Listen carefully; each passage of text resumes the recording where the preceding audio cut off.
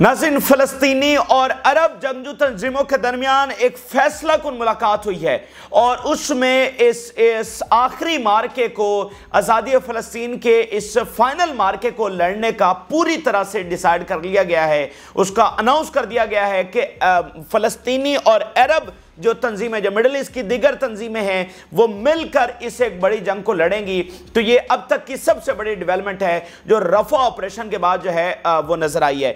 इसके साथ साथ नाज़रीन आप देखिए कि दुनिया में कैसी तब्दीलियां रूनुमा हो रही हैं कि साउथ अफ्रीका में वहां से ये खबरें आ रही हैं कि हमास को असलहा देने की बातें हो रही हैं। यानी इससे पहले Iran, China, Russia, north Korea से असलहा और शायद कुछ और भी ममालिक हो सकते हैं, लेकिन अब यहाँ से ये बातें हो रही हैं। बहुत सारी तफसीलात हमारे पास आई हैं, वो आपके साथ शेयर करते हैं। ये जंग क्या रुख इख्तियार करने वाली है, क्या ये ख़त्म होने वाली है या यहाँ से इलाकाई जंग या फिर उससे भी आगे कोई ग्रेट वॉर या फिर उससे भी आगे कोई वर्ल्ड वॉर जो है वो यहाँ से छिड़ने जा रही है। क्या अमेरिका इस जंग को रोकेगा या ये जंग, अब देखें ना, रफ़ा ऑपरेशन तो शुरू हो गया, तो सब की जो रेड लाइन थी, जो सारी दुनिया कहती थी रफ़ा ऑपरेशन हमारी रेड लाइन है, तो रफ़ा ऑपरेशन तो शुरू हो गया, तो उसके बाद क्या है? ठीक है, तो क्या दुनिया अपना प्रेशर क्रिएट करने में, इसराइल को रोकने में कामयाब होगी या फिर यह जंग फैलेगी? क्योंकि फ़लस्तीनी तंजीमों ने यह डिसाइड कर लिया है कि वो इस फैसला कुन मार्के को लड़ेंगे और मुकम्मल आज़ादी हासिल करेंगे। तो अब ये जंग की ताज़ा तरीन सूरत हाल के आपके सामने रखेंगे। जिन लोगों ने चैनल को सब्सक्राइब नहीं किया उनसे रिक्वेस्ट करेंगे कि चैनल को ज़रूर सब्सक्राइब कर लें ताकि हर आने वाली वीडियो आप तक पहुँच सके। नाज़रीन, हम एक बहुत बड़ी जंग और बहुत बड़ी तबाही की तरफ बड़ी तेज़ी के साथ बढ़ रहे हैं। एक अनचाही जंग जो है वो नाज़रीन इस दुनिया के ऊपर मुसल्लत कर दी गई है और इस दुनिया को चलाने वाले जो मुट्ठी भर लोग हैं वो अपने नाजायज़ मकासद के लिए, अपने अनरियलिस्टिक गोल्स की वजह से इस दुनिया को इस अनचाही जंग की तरफ जो है वो लेकर जा रहे हैं। और इस वक्त जो उनके प्लान्स हैं नाज़रीन, उसमें सबसे बड़ी रुकावट हमास, उसके बाद हिजबुल्लाह और उसके बाद एक्ट्स ऑफ रेजिस्टेंस और उनके सरबराह के तौर पर ईरान है, जो इन इब्लीसी ताकतों के प्लान में सबसे बड़ी जो है वो रुकावट बने हुए हैं। आज बहुत मुख्तलिफ चीज़ें मैं आपके सामने शेयर करने जा रहा हूँ, वो चीज़ें जो आपने बिल्कुल इससे पहले नहीं सुनी होंगी और इस जंग का बिल्कुल एक डिफरेंट पर्सपेक्टिव मैं आपके सामने रखने जा रहा हूँ और उससे आपको अंदाज़ा बिल्कुल क्लियरली हो जाएगा कि ये दुनिया किस डायरेक्शन में जा रही है, ये जंग किस डायरेक्शन में जा रही है और क्या ये जंग कभी रुक सकेगी या नहीं रुक सकेगी। ये मैं आपके सामने रखता हूँ। सबसे पहले तो एक चीज़ आप ये समझ लें कि ये जंग एक मुकम्मल तौर पर मजहबी जंग है। ठीक है, इसके जो इसकी कोर है, इस कोर जो आइडियोलॉजी है इस जंग को लड़ने की, वो टोटल जो है ना वो मजहबी है। यानी फ़लस्तीन वाली साइड पे तो मजहबी है ही है, लेकिन इसराइल वाली साइड पे बेसिकली ये टोटली एक मजहबी जंग है जिस तरीके से वो इसको लड़ रहे हैं। अच्छा, सबसे पहले मैं आपके सामने एक आर्टिकल रखने जा रहा हूं, 1998 का ये आर्टिकल है और ये अमेरिकी एक जरीदे में लिखा गया है। और ये क्या है नाज़रीन, जरा देखिएगा और हैरान रह जाएंगे कि मुसलमान तो आज भी गफलत में सोए हुए हैं। वो सदियों से किस चीज की तैयारी कर रहे थे और अब वो चीज फाइनली इस वक्त आ चुकी है। द लास्ट क्रूसेड ऑन यरूशलेम, ये ट्रम्पेट उनका जरीदा है जो 1998 में ये आर्टिकल लिख रहा है। द लास्ट क्रूसेड, आखिरी सलीबी जंग on Jerusalem. The world waits to see whether Jews और Arabs will control the holy land. दुनिया इंतजार कर रही है और देखेगी कि ज्यूज कंट्रोल करेंगे हॉली लैंड को या फिर अरब्स करेंगे। हालांकि ये 1998 में इसराइल बन चुका है, यरूशलेम में भी उनका कंट्रोल है, लेकिन पूरी जमीन की बात हो रही है, इस पूरी हॉली लैंड की बात हो रही है। और बात क्या हो रही है कि इस सरजमीन को, इस मुकद्दस सरजमीन को ज्यूज कंट्रोल करेंगे या फिर अरब्स कंट्रोल करेंगे। ये बेसिकली सारी जंग है इसके पीछे और वो कब से इस आखिरी सलीबी जंग की जो है वो तैयारी कर रहे हैं। अच्छा, इंटरेस्टिंगली नाज़रीन 2015 के अंदर यही आर्टिकल जो है वो ट्रम्पेट दोबारा शाया करता है, लेकिन इसमें एक नई चीज वो ऐड करता है। वो क्या है? The ground is being laid for the next holy war. ठीक है, द लास्ट क्रूसेड ऊपर उन्होंने लिखा है और उसके नीचे वो लिखते हैं the ground is being laid for the next holy war. जो आखिरी और अगली सलीबी जंग है उसके लिए मैदान सजाया जा रहा है, उसके लिए राह जो है वो हमवार की जा रही है। गजा के ऊपर उनका कब्जा है, यरूशलेम के ऊपर उनका कब्जा है, वेस्ट बैंक के ऊपर उनका कब्जा है।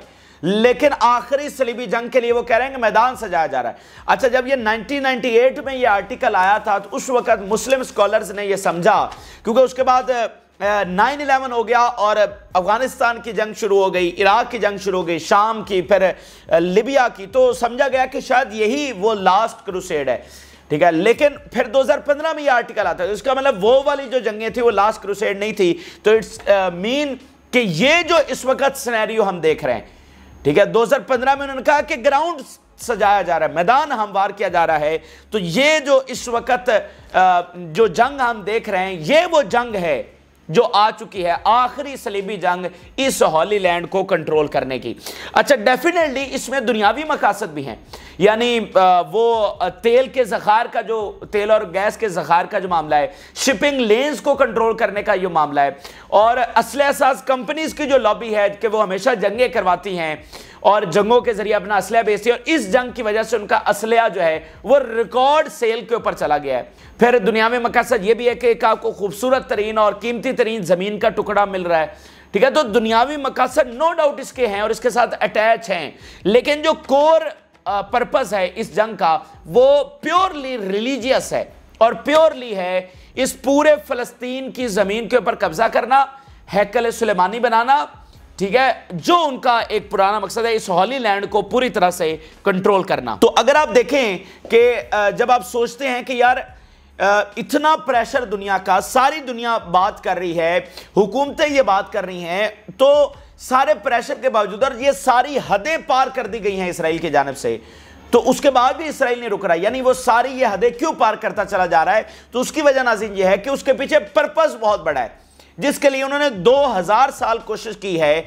आज उनको लगता है कि जो मर्जी वो कर दे। अगर आप उनकी तारीख पढ़ें तो वो बड़ी बड़ी ब्रूटल वॉर्स लड़के आए हुए हैं, तो उनको ये मान ही नहीं रखता कि आज जो वो कुछ कर रहे हैं, ठीक है, उनकी तारीख में ये नया नहीं है। मतलब ये देखे ना कि आज हाल इंसानी तारीख का सबसे बड़ा ये जुल्म है, लेकिन उनके लिए जो 2000 साल से जिस चीज़ की कोशिश कर रहे हैं तो उनके लिए ये माने नहीं रखता, और वो उनका पीछे मकसद बहुत बड़ा है, इसलिए वो हर हद आगे भी चलकर क्रॉस करेंगे, वो हर हद जो है अपने तय गुजर जाएंगे। अच्छा, इस आर्टिकल के अंदर नाज़रीन एक और बड़ी इंटरेस्टिंग चीज़ है। अब मैं वो बाकी चीज़ों की तरफ आता हूँ, मौजूदा सिनेरियो में आता हूँ, लेकिन ज़रा इस आर्टिकल में आखिरी चीज़ देखिए। इसमें वो ये लिखता है कि ये जो जंग लड़ी जाएगी, ये उधर से किंग ऑफ साउथ आएगा, उसकी सरबराही में लश्कर होंगे, यानी मुसलमानों की तरफ से, अरब्स की तरफ से किंग ऑफ साउथ के क़यादत के अंदर लश्कर आएंगे और इधर से इनके जो है वो फौज होगी। और किंग ऑफ साउथ कौन है? ये 1998 का आर्टिकल है। किंग ऑफ साउथ वो लिख रहा है ईरान। किंग ऑफ साउथ 1998 में वो ईरान को लिख रहा है, और उसके नतीजे रेडिकल ऑर्गेनाइजेशंस, उन्होंने रेडिकल आर्मीज को नहीं कहा, नेशनल आर्मी, रेडिकल मूवमेंट्स की वो बात करता है कि उनके जो लश्कर होंगे जंगजू तंजीमों के, वो आएंगे ईरान की क़यादत में इस आखिरी सलीबी जंग को लड़ने के लिए। तो अगर आप देखें तो ये बिल्कुल वही सिनेरियो जो है, वही सूरत हाल हमें इस वक्त नज़र आ रही है। अच्छा, तो अब अगर हम इस मौजूदा सूरत हाल और ग्राउंड रियलिटीज़ के ऊपर नज़र डालें तो नाज़रीन हमें ये बिल्कुल वाज़ेह तौर पर लग रहा है, खास करके रफ़ा ऑपरेशन के बाद, कि ये जंग रुकने वाली नहीं है। ये वही फैसला कुन मार्का जो है वो आ चुका है, ठीक है। ये कहीं से भी ये जंग सिमटती हुई, रुकती हुई, ठहरती हुई, सीज फायर होता हुआ हमें इस वक्त नजर नहीं आ रहा। उसकी वजह नाज़रीन यह है कि ये इशू इतना बिगड़ चुका है, ये तनाज़ा इतना बिगड़ चुका है कि अब तमाम फैसले मैदान में होते हुए नजर आ रहे हैं। यानी अब वो को एग्जिस्ट, अब साथ रहना, मिलकर रहना, वो अमन सलामती, वो सारा खत्म हो चुका है। अब मैदान में फैसले होने तक ये मामला बिगड़ चुका है, और एक ही इसके ऊपर काबिज, मतलब उसके पास ये लैंड रहेगी। या तो वो मुकम्मल तौर पर कब्जा कर लेंगे, या फिर फ़लस्तीन मुकम्मल तौर पर आज़ाद हो जाएगा, ठीक है। ये फैसला जो है वो होना है। तो जाहिर बात है, जब आप इतना बड़ा तनाज़ा, जो पिछले हमारी 100 साल तारीख में सबसे बड़ा तनाज़ा यही है, और इसी के इर्द गिर्द दुनिया के मामलात चलते रहे हैं, तो जब वो इस नहज के ऊपर पहुंच जाएगा तो क्या वो ग्रेट वॉर के बगैर या आलमी वॉर के बगैर क्या वो हल हो सकता है? ये तनाज़ा पैदा भी एक आलमी जंग के बाद हुआ था, तो इसको ख़त्म करने के लिए भी आपको जो है वो एक ग्रेट वॉर चाहिए, क्योंकि मामला यहां पर है कि who will control the Holi land. इसमें शेयर नहीं है, शेर नहीं है, who will control the Holi land, वहां पर यह सूरत हाल जो है वो आ चुकी है। इससे पहले शेर था, फलस्तीनी वहां पर थे, लेकिन वो कह रहे हैं हमारा पूरा कंट्रोल जो है इस हॉली लैंड के ऊपर होगा। अब जरा आप देखिए कि जो रफा ऑपरेशन के बाद हमें सूरत हाल बहुत क्लियरली नजर आई है कि ये जंग तो नहीं रुक रही। मिसाल के तौर पे बाइडन की स्टेटमेंट आज की देखिए, बाइडन ये कह रहा है कि the war can and tomorrow if Hamas release hostages, यानी वो सारी बातें घुमा फिरा के वादे वईद करके अरबों को 2 स्टेट सीज फायर, ये कल सीज फायर हुआ, रमजान से पहले हुआ, ये ईद से पहले हुआ, इतनी वो लंबी छोड़ छोड़ के वादे वईद करके असलह के बंद करने की धमकी दे के आज कह रहा है सारा मुद्दा हमास के ऊपर डाल दिया कि हमास चाहे तो ये जंग कल ही रुक सकती है। तो इट्स मीन कि आप पूरी तरह से इसराइल की जुबान बोल रहे हैं, आप इस जंग को रोकना नहीं चाह रहे, क्योंकि हमास तो अभी इसी 1 मिनट में जंग को रोकना चाह रही है, तो आप इसराइल की जुबान बोल रहे हैं और किसी तौर पर इस जंग को खत्म नहीं करना चाह रहे हैं। फिर आप देखिए कि ज़ायनिस्ट जो है वो अमेरिकी पॉलिटिकल एलीट को किस तरह से कंट्रोल कर रहे हैं। आप जरा ट्रंप का नाज़रीन बयान सामने आई है, हैरान कुन बयान जो है वो ट्रंप का सामने आया है। पहले तो वो इसके ऊपर खामोश था और ये कहता रहा कि इसराइल को चाहिए कि फिलफौर जो है वो जंग बंद कर दे, वो ये जंग हार चुका है, he is losing PR war, ये भी ट्रंप का बयान आता रहा। एक दो उसने बयान दिए लेकिन ट्रंप इसके ऊपर खामोश रहा है। अब उसका स्टेटमेंट इसके ऊपर आया और वो कह रहा है, बाइडन के ऊपर तनकीद कर रहा है, वो जो उसने अलामती धमकी दी है असलहा बंद करने की, उसके ऊपर तनकीद कर रहा है। Biden decided to delay arms shipment to Israel while they are fighting against the Hamas terrorists. There are still American hostages there. This is the biggest betrayal in the history of the USA to its ally. ये तो बहुत बड़ा धोखा है, अमेरिकी तारीख में सबसे बड़ा धोखा है जो अमेरिका अपने किसी इत्तेहादी को दे रहा है। आप देखिए, अंदाजा लगाइए कि ये मामलात किस तरफ खराबी की तरफ जा रहे हैं कि उसने अलामती धमकी लगाई है, कुछ भी नहीं करना था उसने, लेकिन वो जियो शलाबी को कबूल नहीं हुई, उसको वो बात हजम नहीं हुई कि तुमने अलामती ये बात क्यों की। तो उन्होंने जो बाकी हैं सारी पॉलिटिकल एलीट उसको बाइडन के ऊपर छोड़ दिया है और वो सारे बाइडन के ऊपर इस वक्त, ये उनका स्पीकर कांग्रेस है, उसने बयान दिया, उसने कहा ये तो इल्लीगल है, अगर बाइडन ये करता है तो ये तो इल्लीगल है।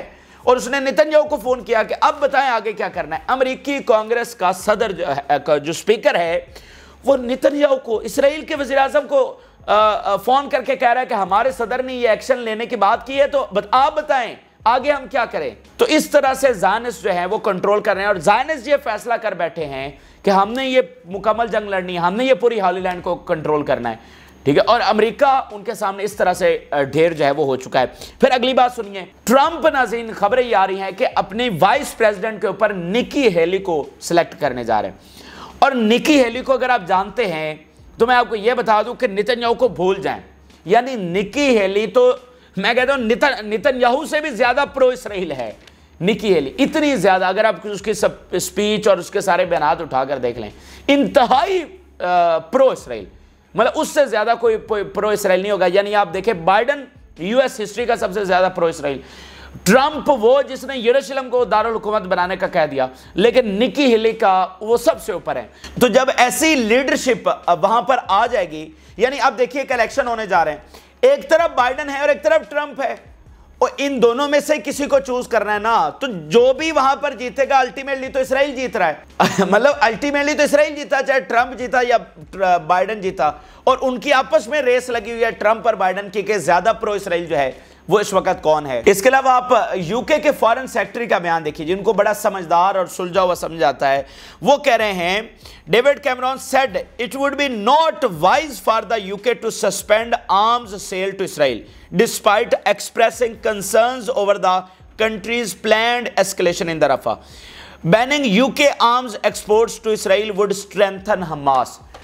बजाय इसके ऊपर के वो रफा के ऊपर कंसर्न भी शो कर रहे हैं, इसराइल को ये भी कह रहे हैं कि रफा के ऊपर ऑपरेशन ना करो, ठीक है, और साथ ये भी कह रहे हैं कि असले इसराइल को बंद नहीं होना चाहिए, अगर इसराइल को असले बंद किया तो हमास स्ट्रेंथन हो जाएगी, ठीक है। आप अंदाजा लगाइए कि जिनको अमन पसंद कहा जाता है, यानी यही ये डेविड कैमरॉन है जो नवंबर दिसंबर के अंदर सीज फायर के ऊपर प्रॉपर आर्टिकल जर्मनी की वजीर खारजा के साथ लिख चुके हैं, कई बार खुद सीज फायर की बात कर चुके हैं। बरतानिया की official stated policy cease fire है, तो उनका फॉरेन सेक्रेटरी जिसको सुलझा हुआ और बड़ा अमन पसंद कहा जाता है, वो ये बात कर रहा है कि इस सूरत हाल में भी उसको जो है वो असले के बंदिश जो है वो नहीं होनी चाहिए। फिर आप अमेरिका की जो मुनाफकत है वो जरा देखिए वो कैसे सामने आई है कि अब अमेरिका ने ये कहना शुरू कर दिया है कि we don't support a major military operation in the रफा।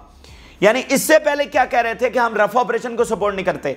अच्छा, अब जब वो उनकी फौज अंदर दाखिल हो गई है और सारे रफा के ऊपर बमबारी कर रही है, तो अब एक नया कवर लेने की कोशिश की गई है कि हम किसी मेजर मिलिट्री ऑपरेशन, ओ भाई रोजाना वो 50-70 बंदा वहां पर शहीद कर रहे हैं, टैंक्स उनके अंदर दाखिल हो चुके हैं, रफा क्रॉसिंग को उन्होंने बंद कर दिया, एड वहां से आने नहीं दे रहे, और आप कह रहे हैं कि हम मेजर मिलिट्री, तो मेजर मिलिट्री ऑपरेशन क्या होता है ये आप देखिए। Blinken to NBC, we do not and will not support a major military operation in Rafah without a credible plan to keep civilians out of harm's वे।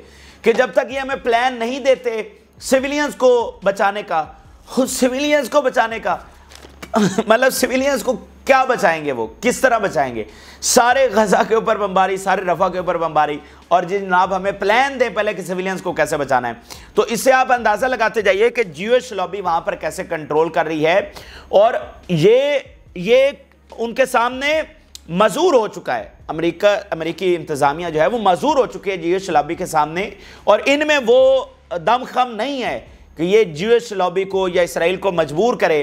कर सकता है, उसके पास पावर है, लेकिन जो फिलहाल सूरत हाल नजर आ रही है उसमें हमें यह नजर नहीं आ रहा कि वो कोई ऐसा प्रेशर क्रिएट करेगा। देखें, या तो ट्रंप कहता ना, जैसे वो पहले कह रहा था, अब उसको ज्यूइश लॉबी ने कहा होगा कि भाई हमारे हक में बयान दो, तो अगर या तो ट्रंप प्रेशर क्रिएट करता कि जनाब ये जंगबंदी करवाए बाइडेन, और सपोर्ट करता उसके फैसले को जो कि फिलहाल अलामती था, तो जब वो उल्टा ज्यादा प्रेशर क्रिएट कर रहा है कि भाई नहीं ये तुमने ये बात ही क्यों की, उसका कांग्रेस का स्पीकर ये बात कर रहा है, तो फिर आप मुझे बताइए वो तो और मजबूर हो गई बाइडेन इंतजामिया, अगर वो कोई हल्का फुल्का एक्शन लेना भी चाह रही थी। फिर आप ऑस्ट्रेलिया के हवाले से देखिए, ऑस्ट्रेलिया ने यूनाइटेड नेशन में फलस्तीन के हक में वोट दिया। अब जो ज्यूइश लॉबी है वो ऑस्ट्रेलियावी वजीर आजम के ऊपर वहां पर ओपनली क्रिटिसाइज कर रही है और कह रही है कि ये शेमफुल एक्ट है जो ऑस्ट्रेलिया ने किया है, कि ये बाकियों की तरह इसने एब्सटेन क्यों नहीं किया या फिर उसके खिलाफ वोट क्यों नहीं दिया, ये इसने फलस्तीन के हक में क्यों वोट दिया। उसके ऊपर वो कह रहा है कि ये ऑस्ट्रेलियावी हुकूमत जो है वो शेमफुल है, ये वहां पर बैठी हुई जो है वो ज्यूइश लॉबी कह रही है। तो ये आप सिनेरियो देखिए और इसमें मुझे बताइए कि क्या आपको, यानी जंग तो रोकनी है अमेरिका ने, अमेरिका की ये हालत हुई पड़ी है। अच्छा, ये तो है इनका एक इनके प्लान्स का नक्शा मैंने आपके सामने रखा। अब इन सारे प्लान्स के अंदर नाज़रीन जो सबसे बड़ी रुकावट है वो अवाम बने हुए हैं, अवाम उठ खड़े हुए हैं। तुलबा की जो मूवमेंट आप देख रहे हैं वो इसमें सबसे बड़ी रुकावट है। फिर दूसरा यह है कि देखें, अमेरिका ने करना है तो अमेरिका ने अपनी हेजेमनी के ऊपर ही सारा जोर चलाना है ना, लेकिन मसला यह हो रहा है कि हर गुजरते दिन के साथ जो अमेरिकी हेजेमनी है उसका इख्तिताम हो रहा है। यानी मैं आपके सामने इंडिया के फॉरेन मिनिस्टर का बयान रखने जा रहा हूं। इंडिया का फॉरेन मिनिस्टर कह रहा है यूएस हेजेमनी इज ओवर, अमेरिकी तसल्लुत जो है वो खत्म हो चुका है। ठीक है, अमेरिकी हेजेमनी इज ओवर, ये इंडिया का फॉरेन मिनिस्टर कह रहा है। दुनिया के बहुत सारे लोग बात कर रहे हैं, बहुत सारी हुकूमतें बात कर रही हैं।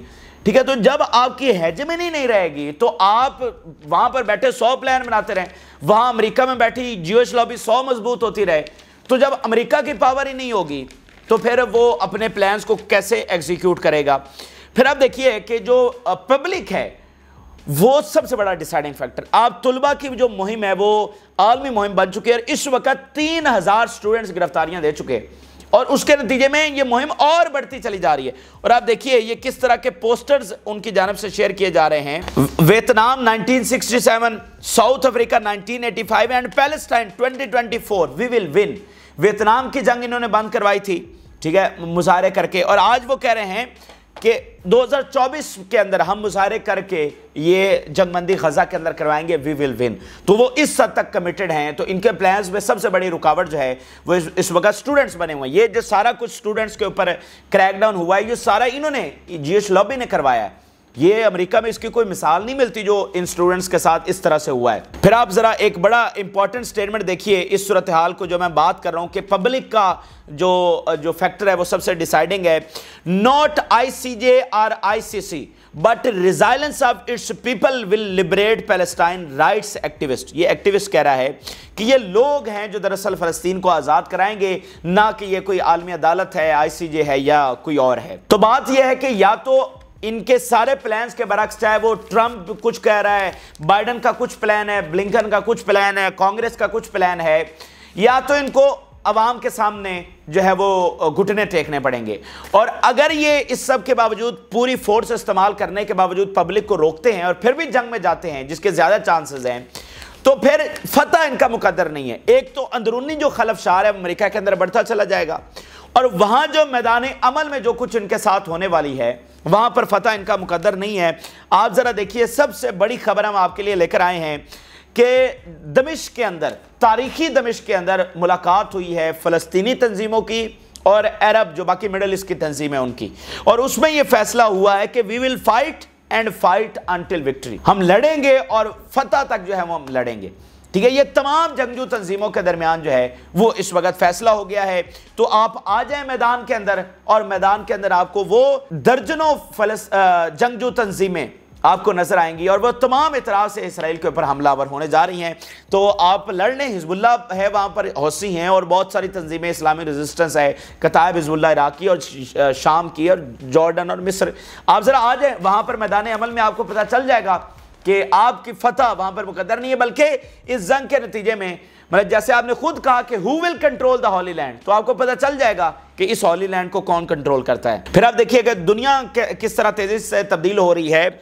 साउथ अफ्रीका में इस वक्त चीज़ें डिस्कस हो रही है और बात हो रही है, वहाँ पर पॉलिटिशियंस हाई इन्फ्लुएंशियल ये कह रहे हैं कि असलिया जो है हमें हमास को भेजना चाहिए। हालांकि साउथ अफ्रीका ऑलरेडी बहुत फ्रंट फुट के ऊपर है, लेकिन अब वो कह रहा है कि हमें असलिया भेजना चाहिए। फिर मैं आपको बता दूं कि जो अरब्स वाला फैक्टर है ना, बहुत इंपॉर्टेंट, यानी अरब हुकूमतों वाला, इस वक्त वो खामोश हैं, पूरी जंग में वो कुछ नहीं कर सके, लेकिन अब वो खामोश नहीं बैठ सकेंगे। अगर आप मिडल ईस्ट की तारीख को पढ़ें, अगर आप अरब स्प्रिंग को पढ़ लें, 2011 की बात है, तो आपको पता चलेगा कि मिडल ईस्ट में एकदम से लावा उठता है, एकदम से, क्योंकि जमहूरियत नहीं है ना, उस तरह प्रोटेस्ट नहीं हो रहे, तो एकदम से लावा उठता है और वो फिर आगे से आगे फैलता चला जा रहा है। तो इस वक्त मिडल ईस्ट की हुकूमतें शदीद दबाव और शदीद खौफ के अंदर हैं, उनको स्टैंड लेना पड़ेगा। अगर वो स्टैंड नहीं लेती, तो मैंने पहले बात की, फिर अवाम और वहाँ के ये जंगजू कबीले और तंजीमें ये एक्शन लेंगे, और उससे फिर मामलात वहाँ के ज़्यादा ख़राब हो, अंदर की डिस्टेबलाइजेशन जो है वो और बढ़ेगी। आप देखें कि जब से रफ़ा ऑपरेशन हुआ है, तो सऊदी अरब का उस तरह से कोई बयान सामने नहीं आया, बाकी होगा, वो इस वक्त अंदर डिस्कशन हो रही है, और एक आखिरी अल्टीमेटम जो है वो दिया जा रहा है कि इस जंग को रुकवा लें, नहीं तो फिर जो है ना मैदान अमल में चीज़ें देखी जाएंगी। सारी बात है, अरब को अपनी फोर्सेस या फौजें नहीं भेजने वाले, लेकिन उनको स्टैंड लेना पड़ेगा, उनको एक्स्ट्रा रेजिस्टेंस की सपोर्ट करनी पड़ेगी, और वो करेंगे, चाहते हुए नहीं, ना चाहते हुए। ठीक है, ये रियलिटी है। फिर आप यूरोप की इस वक्त सूरत हाल देखें, यूरोप में इस वक्त शदीद तरीन प्रोटेस्ट हो रहे हैं। जर्मनी के आप जरा आज स्टेटमेंट देखिए, जर्मनी कह रहा है, उसका चांसलर कह रहा है, we consider the attack on Rafah where 1.7 million displaced people live to be an irresponsible act and we warn of its consequences। इसके consequences भुगतने पड़ेंगे इसराइल को, ये जर्मनी कह रहा है, जो दूसरा सबसे बड़ा सपोर्टर है। ठीक है, तो जर्मनी को फ़लस्तीनियों से तो कोई हिमायत नहीं है। तो मसला ये है कि यूरोप अपने मामलात में इतना फंसा हुआ है कि वो नहीं खड़ा हो सकता, और जो बाइडन इंतजामिया खड़ा होना चाह रही है, उसकी नेशन कहीं और खड़ी है। वो जितनी मर्जी जियोइस्लामी तगड़ी हो जाए, वो अंदरूनी खलफशार का कैसे सामना करेगी। पहले तो ये सूरत हाल थी कि अमरीकी अवाम भी उनके साथ होते थे, तो अब अमरीकी अवाम तो उनके साथ नहीं है। तो बात नाज़रीन ये है कि इस सारे सिनेरियो को सामने रखते हुए ज़्यादा चांसेस तो ये हैं कि जिस तरह से दुनिया की लीडरशिप फेल हो चुकी है, ठीक है, तो हम एक बड़ी जंग के अंदर जा रहे हैं। देखें, एक और बात को समझे कि फिलहाल जंगबंदी हो भी जाए तो क्या सोल्यूशन है। देखें, जब इसराइल आज़ादी फ़लस्तीन नहीं कर रहा, तो फिलहाल आप जंगबंदी करवा दें, चाहे 6 महीने क्यों ना करवाएं, चाहे साल ही क्यों ना करवाएं, हम फिर घूम फिर के यहीं पर आ जाएंगे। ठीक है, फिर हम, क्योंकि इसका सोल्यूशन नहीं है, आपने इस मामले को इतना बिगाड़ दिया है कि को एग्जिस्ट वाला मामला खत्म हो चुका है। तो मैं आपको एक चीज बता दूं कि जो आलमी जंग छिड़नी है ना, आलमी जंग तो होनी है, ये तो क्लियर है ना, ये पत्थर पे लकीर है, this is only matter of time. तो आलमी जंग 70% मैं आपको बता रहा हूं, 70% वो इसी तनाज़े से छिड़ेगी।